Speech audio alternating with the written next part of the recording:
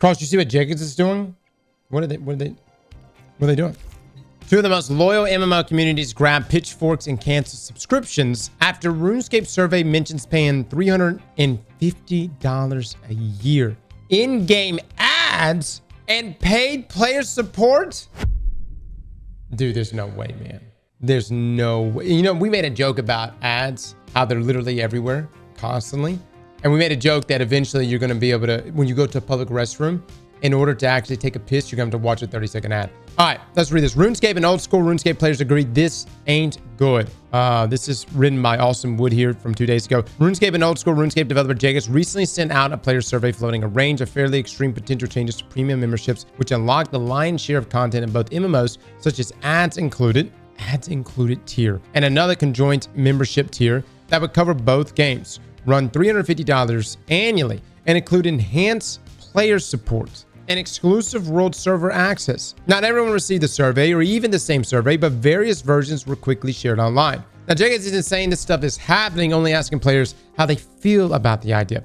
Folks, they ain't feeling good. The fact that the company, which has a history of intrusive microtransactions in RuneScape especially, even proposed these ideas was enough to trigger a storm of fire, brimstone, and cancel subscriptions in both communities. Yeah, I would say, and let me just say this about on the topic of microtransactions, I think only RuneScape 3 players put up with that. Old school players, correct me if I'm wrong, but I'm pretty sure old school players are like, nah, they don't fuck with microtransactions at all. They pay their membership, they get access to the game, and then that's that. Now, Jagex has already responded to the outcry with a blog post explaining why the survey exists and insisting that we include controversial or polarizing topics in surveys because they demonstrate what players truly like, dislike, and feel strongly about. This reaffirms the hypothetical nature of these changes, and Jagex specifically said that no final decisions have been made, and we're listening, but this has done little to calm the storm. Well, I mean, it's like, God, what is this the equivalent of? You know what I mean? You know, let's take home insurance right now because that's a controversial topic, right? It's like home insurance going, hey, so we're thinking about tripling your premium.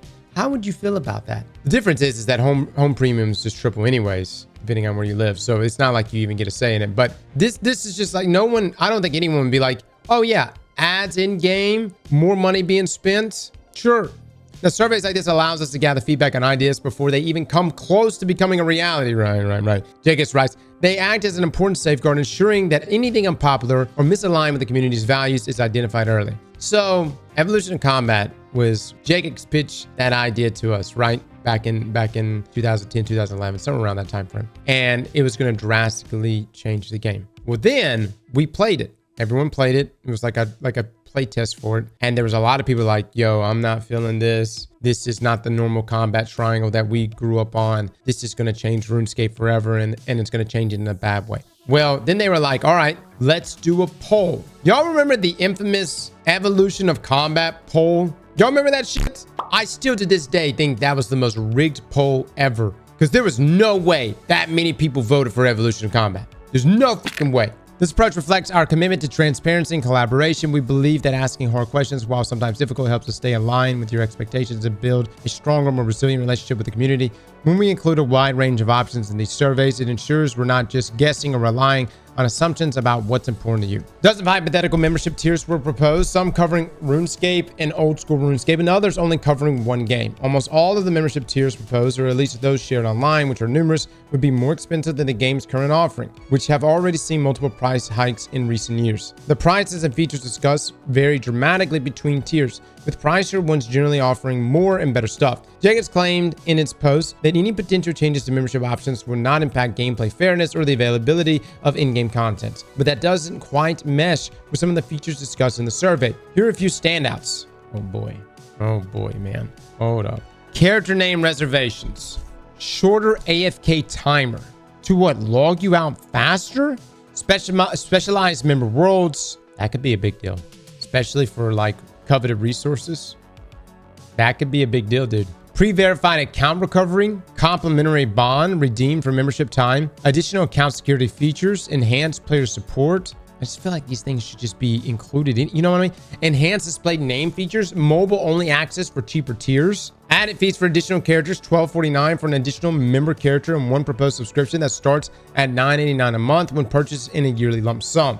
You got to keep in mind, guys, the reason why this is like, at one point I championed Jagex is like super fair, arguably the best of the best, because growing up in my youth of 14, 15 years old, you paid $5.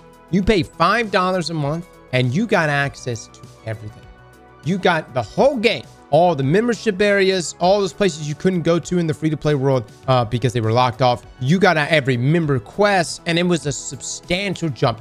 The game, from the free-to-play aspect to the membership aspect, we're talking like 10, 20, 30 times the amount of content, right?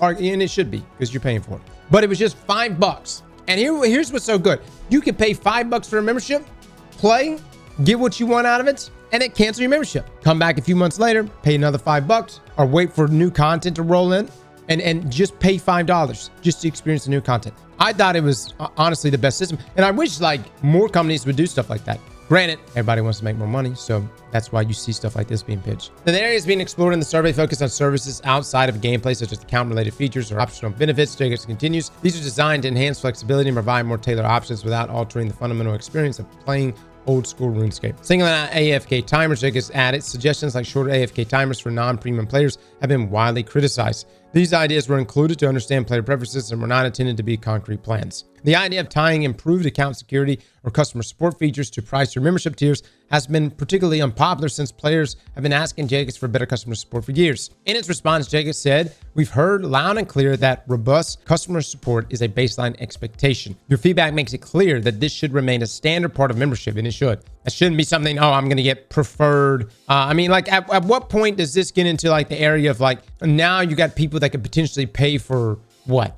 Player mod status? Players of old school RuneScape, which has a much larger audience, which has been largely shielded from the monetization that's overtaken mainline RuneScape, have been especially vocal and exciting. A statement issued last year by Jagex Phil Mansell after the company was acquired by yet another corporate owner, promising the company will not compromise the integrity of our games and there are no intentions of changing our games' business models, has been paraded around. The idea of in-game advertising, as Jagex calls it now in his post, was quickly pillared. Here again, Jagex said in its post that there are no plans to include ads in the base membership or to make ad support options a significant part of the game.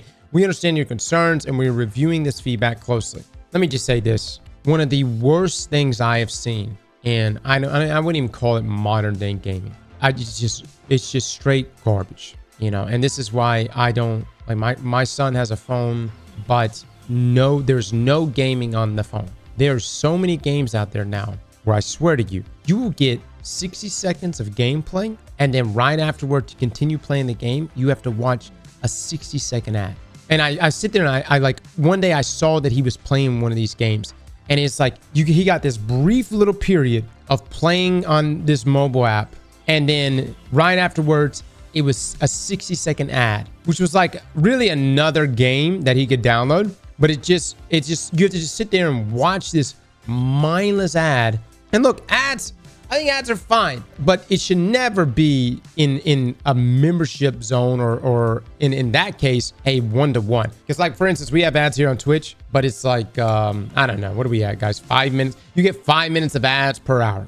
I know it's probably a lot, but you know, anytime you start seeing it tick up any more than that, that's ridiculous. Now, the backdrop to all of this is a river of screenshots showing players canceling their existing membership subscriptions, 2 characters, 5 characters, freshly maxed out character. All kinds of players have come out to protest, with some also reviving the tried and true methods of marching through Falador City.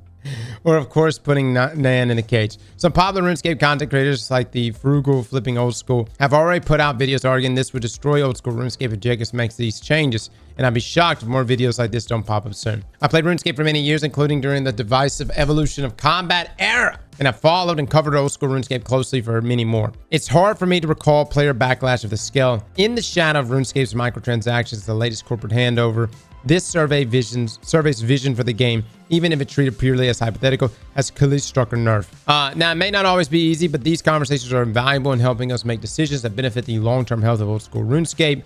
Jacob's response concluded, "We'll keep you updated as we move forward." Yeah, I would say to the RuneScape community, which I'm not a part of really. You know, we play RuneScape still, we dabble, but I don't do it anything. I don't stream it. I don't do anything hardcore in it. I would say though, definitely shoot this down.